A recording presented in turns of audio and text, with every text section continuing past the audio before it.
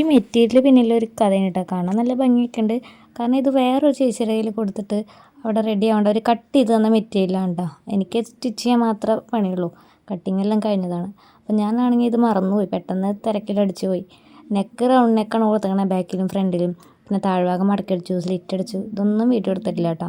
അങ്ങനെ ഷോൾഡറൊക്കെ ജോയിൻ ചെയ്തു. നമുക്ക് സ്ലീവ് വെക്കണം. സ്ലീവ് അവർ കട്ട് ചെയ്ത് വെച്ചിട്ടുണ്ട്. അതിൻ്റെ തുമ്പ് ഭാഗം മടക്കിയടിച്ച് പിന്നെ അത് വെച്ചാൽ മതി. അപ്പോൾ അത് കറക്റ്റ് അളവിനേക്കാൾ 2 ഇഞ്ച് കൂടുതലാണ് നിൽക്കണ്ടായിരുന്നത്. പിന്നെ അത് കട്ട് ചെയ്തിട്ട് താഴ്ഭാഗം മടക്കിയടിച്ച് സ്ലീവ് വെച്ച് കൊടുത്തു കേട്ടോ. ഇങ്ങോട്ട് വരെയുള്ള രീതിയിൽ ഒരു 10 ഇഞ്ചിലാണ് കേട്ടോ സ്ലീവ് വെച്ചിരിക്കുന്നത്. അത് കഴിഞ്ഞ് സ്ലീവും ബോഡിയും കൂടി ജോയിൻ ചെയ്ത് കഴിഞ്ഞപ്പോൾ നമ്മൾ ടോപ്പിൻ്റെ പണി ഇവിടെ കഴിഞ്ഞു കേട്ടോ.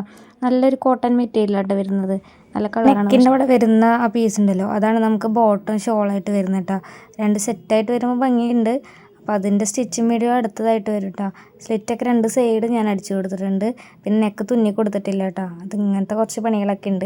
ഇന്നത്തെ വീഡിയോ ഇത്രയേ ഉള്ളൂ. ബായ്.